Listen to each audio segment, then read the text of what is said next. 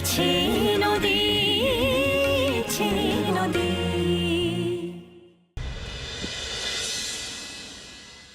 মেঘলা, মেঘলা, একটা কথা পরিষ্কার করে বলতো, ভদ্রলোক কিসের ছবি দেখালো? আমি কি করে জানবো দিদি ভাই? আমি জানি। বলবো? ছেলেগুলো কারা ছিল যারা তোমায় হাত ধরে নিয়ে যাচ্ছিল? তাদের তো আগে কখনো দেখিনি। তুমি কি করে দেখলে? আমি কি করে দেখলাম সেটা বড় কথা নয় মেঘলা। আমি জানতে চাইছি যে ওরা কারা।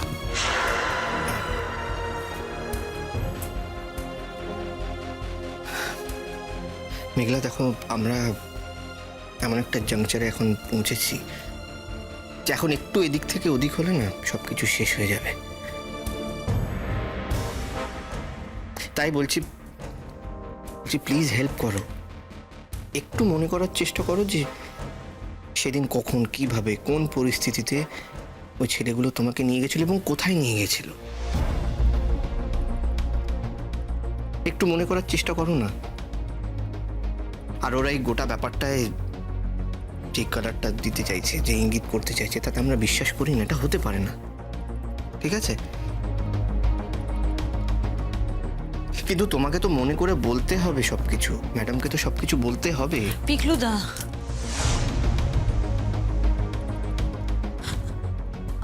আমি তো বারবার বলছি আমার মনে নেই।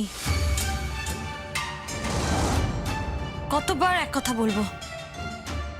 রাস্তাঘাটে তো কত লোকের সাথে দেখা হয় বলো।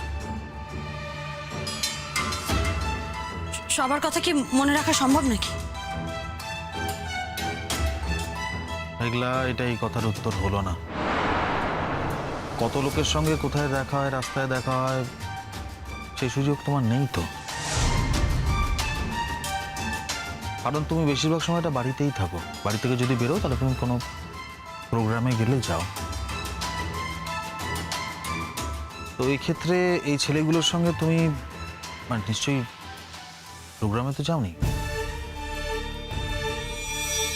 কোথায় গেছিলে, কেন গেছিলে? মানে তুমি ছেলেগুলোর হাত ধরে হঠাৎ যেতে গেলেই বা কেন? মানে বুঝতে পারছি না তো। বললাম তো আমার মনে নেই। মেঘলা, তুই কিন্তু এবার আমাদেরকে এড়িয়ে যাচ্ছিস।